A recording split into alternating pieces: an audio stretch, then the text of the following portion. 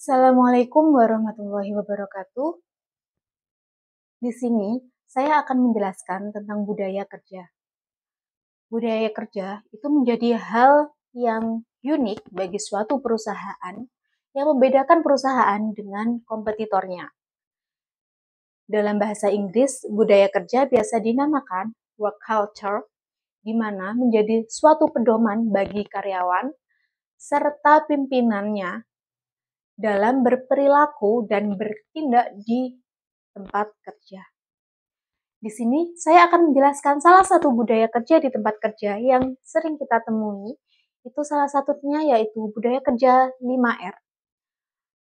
Ringkas, rapi, resik, rawat, dan rajin. Baik, di sini prinsip budaya 5R yang pertama itu ada ringkas. Di mana ringkas sendiri itu cara memisahkan antara barang yang masih digunakan dengan barang yang sudah tidak digunakan lagi. Nah, dengan hal ini kita akan lebih tahu berapa barang yang akan kita perlukan dan mana barang yang sudah tidak kita perlukan lagi. Nah, manfaat dengan kita menerapkan budaya ringkas ini atau prinsip ringkas ini di perusahaan tempat kita bekerja, yang pertama yaitu mengetahui jumlah fisik barang. Karena kita sudah memisahkan mana barang yang diperlukan dan mana barang yang tidak diperlukan. Yang kedua, tidak ada barang yang berlebihan di tempat kerja. Barang yang tidak kita perlukan sudah pasti akan kita singkirkan karena kita hanya membutuhkan barang-barang yang kita perlukan saja. Nah, bagaimana sih cara atau langkah-langkah kita dalam menerapkan ringkas ini? Yang pertama, kita buat daftar barang dan jumlahnya. Mana barang yang masih digunakan dan mana barang yang sudah tidak digunakan. Dan berapa jumlah masing-masing barang tersebut. Kemudian yang kedua, kita buat pemberian tanda khusus sesuai kriteria pemilahan. Maksudnya di sini gini, barang yang masih diperlukan atau digunakan, kita beri tanda dengan warna hijau. Sedangkan barang yang sudah tidak digunakan, kita berikan tanda dengan warna merah. Dan untuk barang yang diberi tanda warna merah, ini bisa disimpan maupun dimusnahkan. Yang ketiga, kita buat jadwal ringkas. Jadwal ringkas ini nanti yang akan dilaksanakan oleh seluruh karyawan, sehingga akan memunculkan rasa peduli karyawan terhadap tempat kerja masing-masing. Nah, kita lanjut ke prinsip 5R yang kedua, yaitu rapi. Tapi di sini bagaimana cara kita menempatkan barang pada tempatnya. Sehingga jika suatu saat kita membutuhkan barang tersebut, kita akan mudah dalam menemukannya. Manfaat kita dalam menerapkan prinsip rapi ini, yang pertama, lingkungan atau tempat kerja kita menjadi tertata. Kemudian yang kedua, terciptanya kemudahan dalam mencari barang-barang yang kita butuhkan. Nah, kemudian bagaimana sih cara atau langkah kita dalam menerapkan rapi? Yang pertama, melakukan pembuatan desain layout ruangan atau tata letak ruangan. Nah, di sini kita harus menentukan dulu tata letak ruangan untuk barang-barang yang akan kita tempatkan, yang akan kita tata. Kemudian yang kedua, pemberian label terhadap semua barang yang ada di tempat kerja. Pemberian label ini boleh dalam bentuk tulisan kecil maupun dalam karakter lain, asalkan yang mudah untuk dipahami semua karyawan. Kemudian yang ketiga, membuat garis batas tempat kerja, di tempat kerja. Nah, di sini garis batas boleh dengan menggunakan cat warna maupun stiker.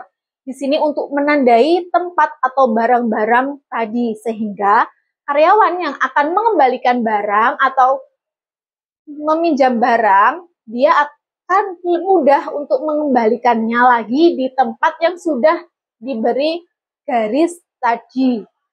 Jadi, barang-barangnya tidak akan berserakan. Nah, budaya 5R yang ketiga, prinsip resik. Resik sendiri yaitu gimana cara kita membersihkan tempat kerja kita, baik itu barang, peralatan, mesin, sehingga terhindar dari debu, kotoran, dan juga bau. Kebersihan di sini harus dilakukan oleh semua orang, mulai dari pimpinan serta karyawan-karyawan mereka. Manfaat kita menerapkan resi di sini yang pertama, lingkungan menjadi lebih bersih, kemudian menghindari produk dari kontaminasi-kontaminasi yang tidak diinginkan, kemudian menumbuhkan rasa nyaman bagi pekerja dalam mengerjakan pekerjaannya. Nah, langkah dalam menerapkan resi ini yang pertama, membuat list daftar alat kebersihan. Alat-alat apa saja yang dibutuhkan untuk melakukan kebersihan di tempat kerja. Kemudian yang kedua, adanya penanggung jawab kebersihan. Dalam suatu ruangan itu harus ada penanggung jawab kebersihannya. Hal ini yang akan mengatur para karyawan-karyawan untuk selalu melakukan kebersihan di tempat kerja. Kemudian yang ketiga, pembuatan jadwal kebersihan. Nah, di sini jadwal kebersihan itu harus dilakukan oleh seluruh karyawan secara bergantian. Tidak ada yang tidak melakukan kebersihan, termasuk di sekitar tempat kerja kita. Prinsip yang keempat yaitu rawat. Rawat di sini berarti mempertahankan apa yang sudah dicapai dari ringkas, rapi, dan juga resi. Nah, prinsip ini harus dilaksanakan oleh seluruh karyawan.